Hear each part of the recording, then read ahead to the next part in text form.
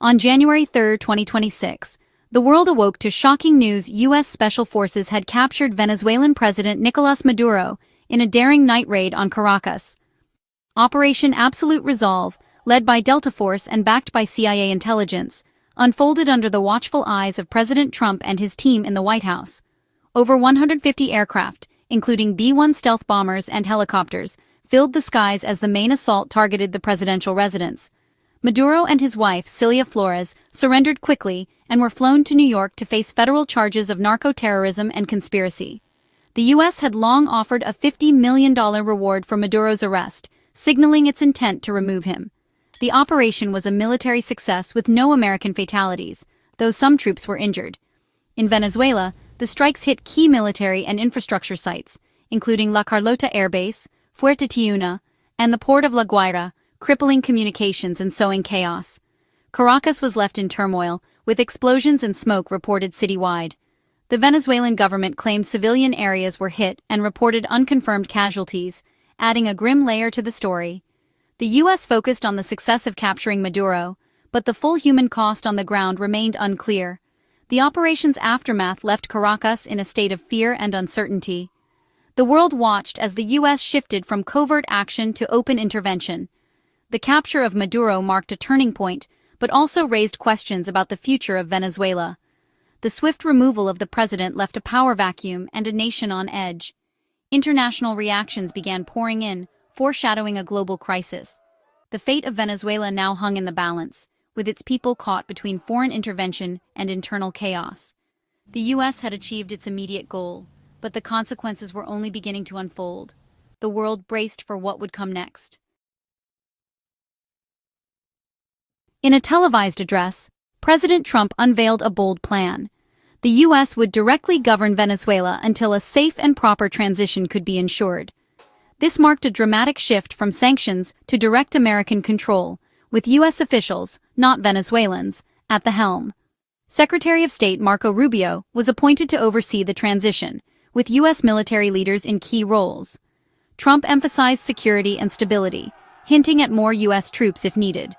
He promised to rebuild Venezuela's economy, with American companies leading the reconstruction, especially in the energy sector. Trump made clear this was no charity. Venezuela would reimburse the U.S. for all military and administrative costs, with oil profits earmarked for repayment. The plan blurred the line between humanitarian intervention and economic venture, raising immediate controversy. Critics saw it as a move to control Venezuela's resources. Supporters called it a path to recovery. The announcement set the stage for a new era of U.S. involvement in Latin America. The world reacted with skepticism and concern. At the heart of the U.S. plan is Venezuela's vast oil wealth, the world's largest proven reserves.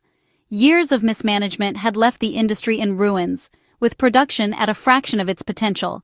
Trump's vision: American companies would revive the oil sector, bringing capital and technology to restore output and fund Venezuela's recovery.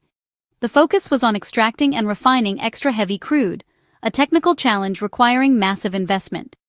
U.S. energy giants were expected to make the industry profitable again, unlocking billions in revenue.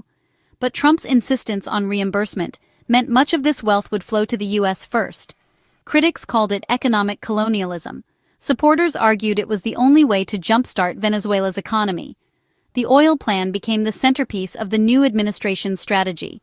The stakes were enormous, for Venezuela's future and for U.S. interests. The world watched to see if oil would bring salvation or further exploitation. The outcome would define the next chapter of Venezuela's history.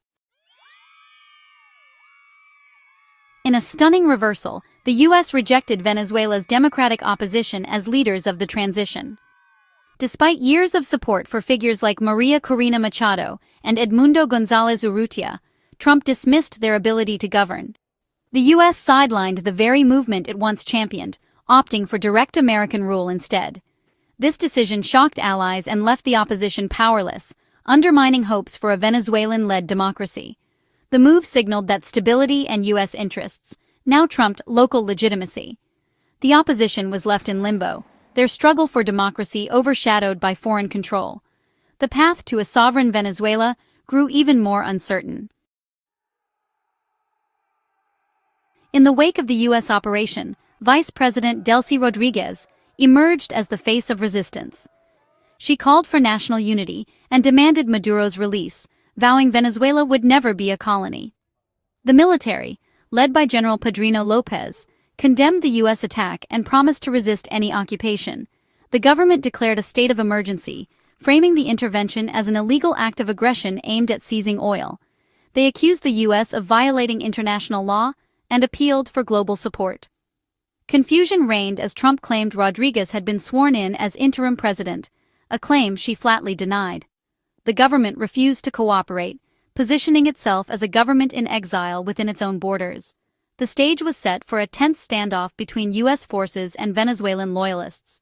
The risk of prolonged conflict loomed large. Venezuela braced for an uncertain and dangerous future. The U.S. intervention drew swift condemnation from Russia, China, Iran, and Cuba, all decrying it as imperial aggression. Regional powers like Colombia and Brazil warned of dangerous precedents and called for peaceful solutions. The UN Secretary-General expressed alarm, urging restraint and dialogue to avoid escalation.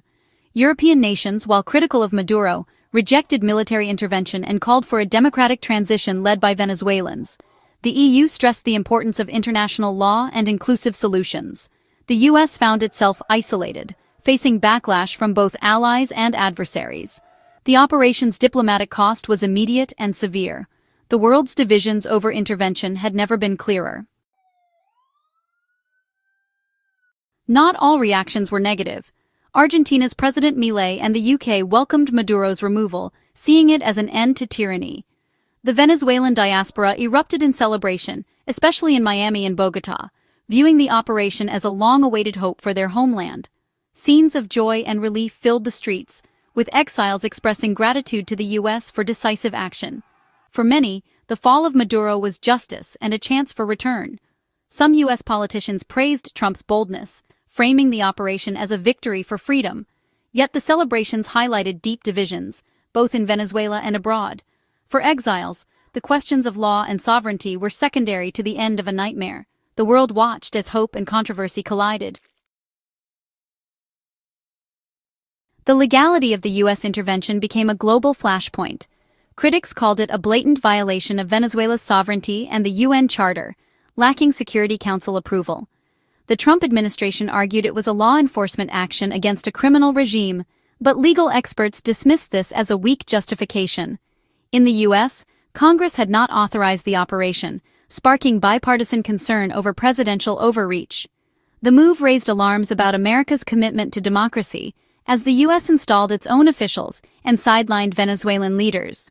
Critics warned this set a dangerous precedent for future interventions. The debate over legality and legitimacy raged on, with America's global credibility at stake. The world questioned whether the ends justified the means.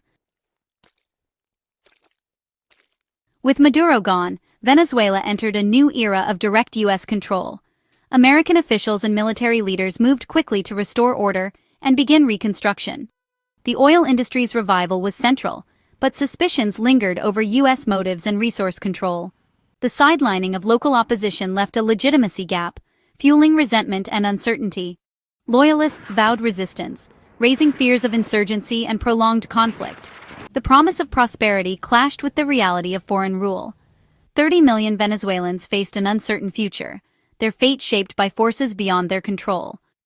The world watched, uncertain whether this intervention would bring stability or unleash new turmoil.